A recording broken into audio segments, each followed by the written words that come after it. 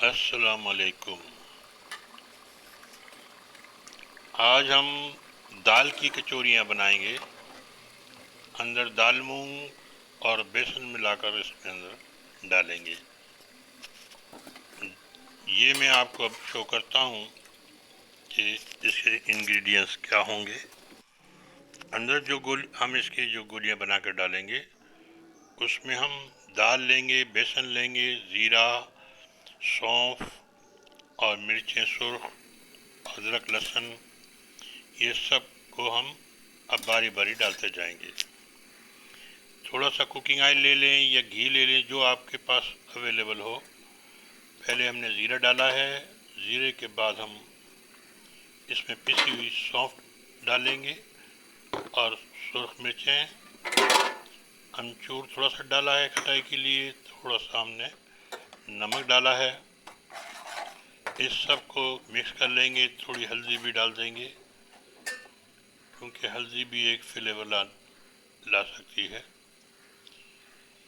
आप अपनी पसंद का भी सामान डाल सकते हैं। ये अंदर इसमें दाल मूंग की भिगो दी है, जो थोड़ी सी हमने गला ली है, हल्की सी गर्म पानी में डालकर इसे थोड़ा सा नरम कर लें। वो बहुत जल्दी नरम हो जाती है और इसमें हम शामिल कर देंगे।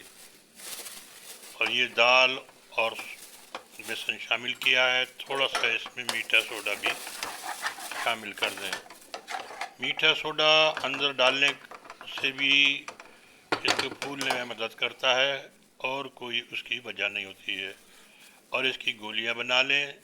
मीठा सोडा डालेंगे तो आपकी ये जो कचौरियां हैं ये ज़्यादा मोटी हो सकती हैं। अगर आप चाहें तो हमने ये छोटी कचौरियां बनाई हैं, बड़ी नहीं बनाई हैं।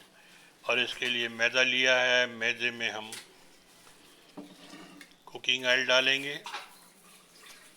आप 20% मैदे में कुकिंग ऑयल डाल लें, यानी कि 20 से 25% डाल लें। चौथाई भी हो सकता है, 5वां हिस्सा डाल लें। और इसके साथ पानी और इसको सबको मिक्स कर लें।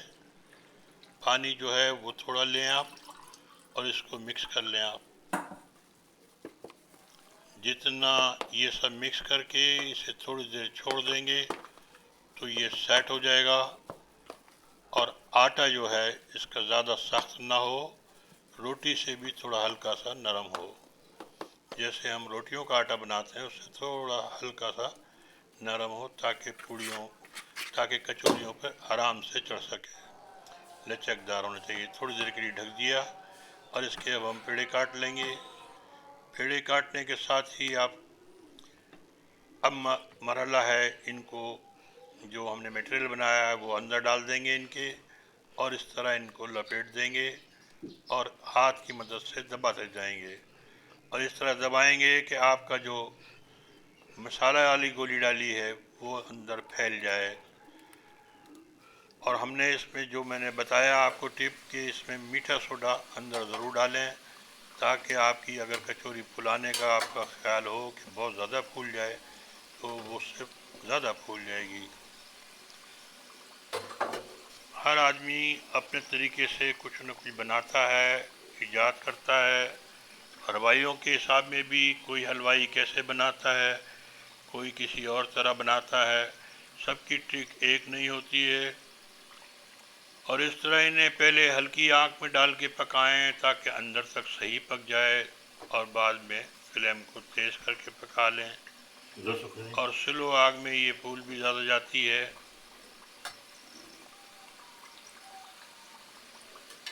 और हमने ये छोटी कचौरियाँ बनाई हैं। ये आलू के सालन के साथ खाने वाली कचौरियाँ हैं। आलू का सालन हो या दही की चटनी हो, ये बहुत शानदार लगती हैं। ये इस तरह तैयार हो जाती हैं और बनाना बहुत ही आसान है।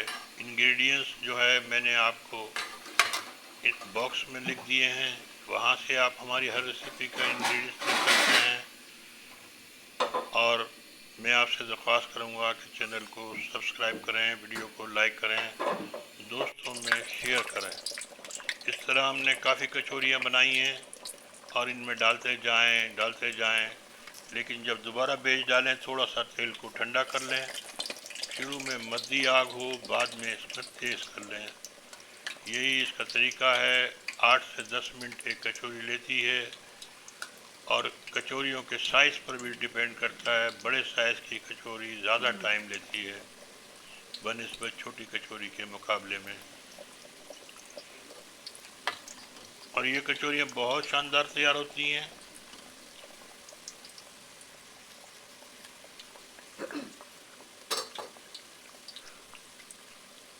मैदा बिल्कुल उसी तरह बनता है जैसे समोसे का होता है, लेकिन समोसे का मैदा डो जो है वो हार्ड बनाया जाता है और इसका डो थोड़ा नरम बनाया जाता है। फ़र्क यही है।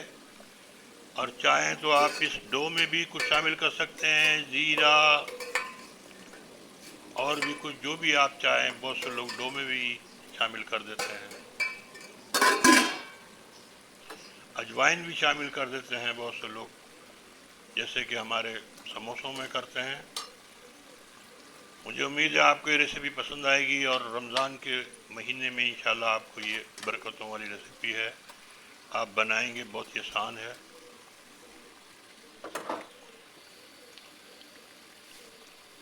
आपसे दरख्वास्त करूँगा कि नेकी करते रहें, नेक काम करते रहें, और नेक काम करने से अल्लाह ताला खुश हो जाते हैं। सबसे बड़ी नेकी इंसानियत की खिदमत है और आप लोगों की खिदमत करते रहें। सबका ख्याल रखें। इसी के साथ इजाज़त चाहता हूँ। अल्लाह हाफिज़। फिर अगली वीडियो में मुलाकात होगी। अल्लाह हाफिज़।